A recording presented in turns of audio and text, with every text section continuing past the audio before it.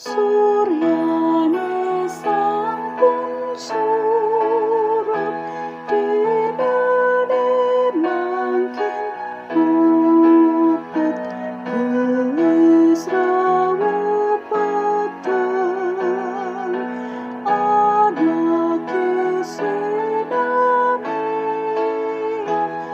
rebutan pekarian saliang busana.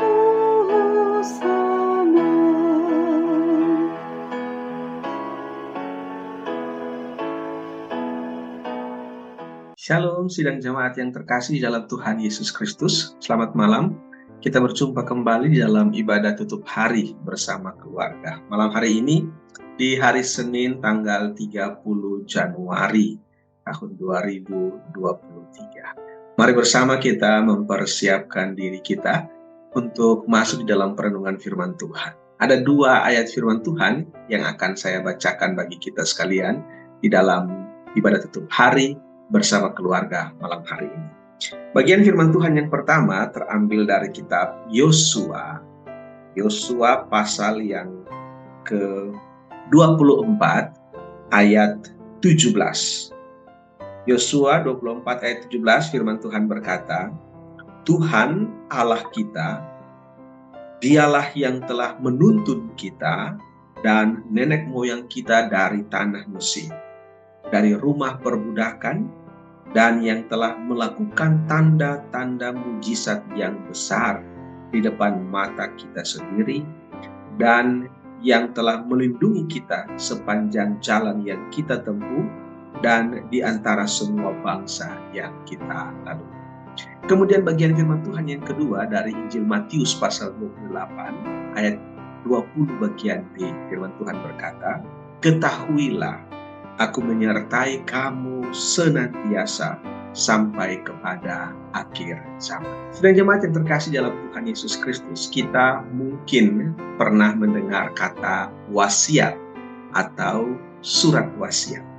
Secara umum, makna dari kata wasiat adalah suatu pemberian berupa sebuah benda dengan sukarela dan tanpa imbalan dari seseorang kepada orang lain yang masih hidup untuk dimiliki.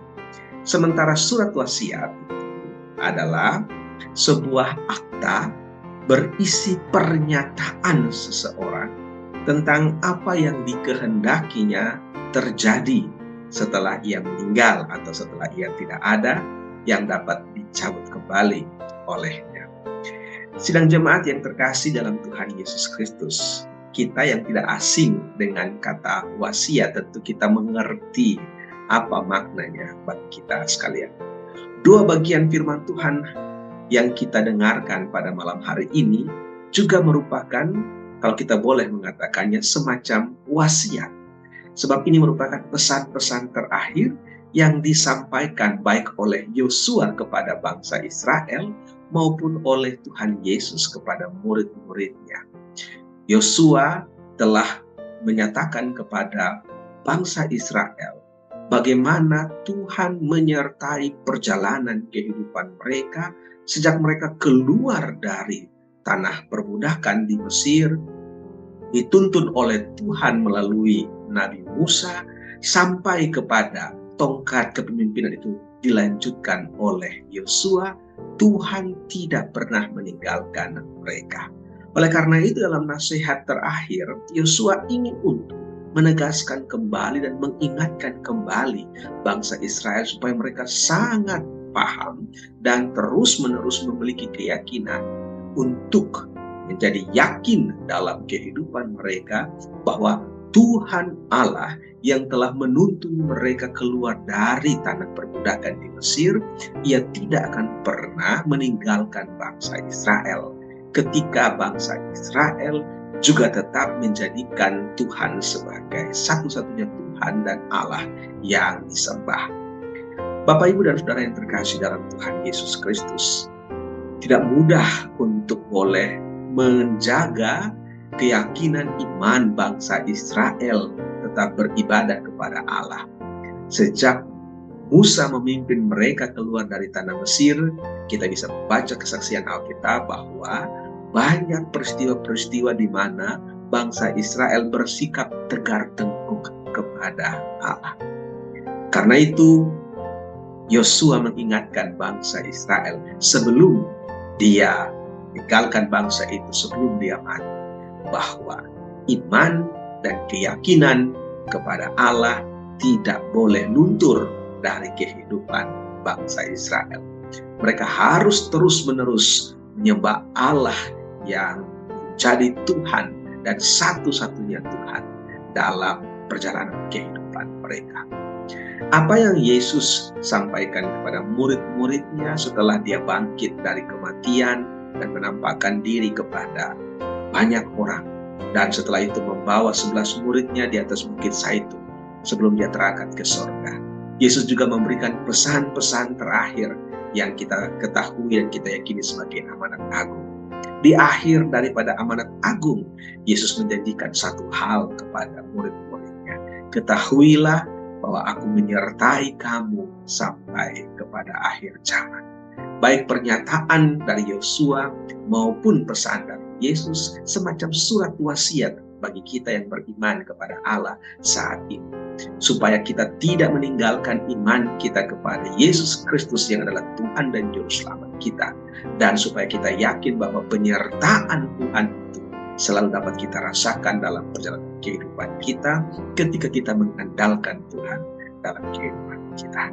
Kita sudah menjalani 30 hari di bulan Januari di tahun yang baru, tahun 2023. Saya yakin dan percaya bahwa kita pasti sudah menikmati berkat dan penyertaan Tuhan dalam perjalanan kehidupan kita.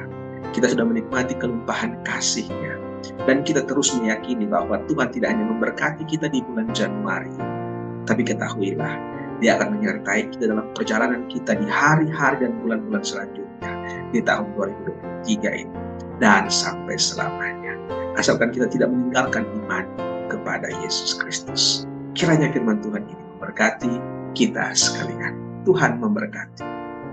Mari kita berdoa. Ya Tuhan Allah kami di sorga, kami bersyukur dan berterima kasih oleh karena Engkau mengasihi kami dan menyertai perjalanan kehidupan kami. Dan kami meyakini bahwa kasih dan penyertaan Tuhan tidak hanya berlaku bagi kami dalam sehari, dalam sebulan, dalam setahun, tapi sepanjang hidup kami ketika kami mengandalkan Tuhan di dalam perjalanan hidup kami. Biarlah melalui kedua firman Tuhan ini kami diingatkan, kami punya Allah yang luar biasa dan terus meyakini penyertaan Tuhan ada bagi kami. Terima kasih ya Allah. Di dalam nama Yesus Kristus kami berdoa dan bersyukur. Amin. Tuhan Yesus memberkati kita sekalian. Shalom.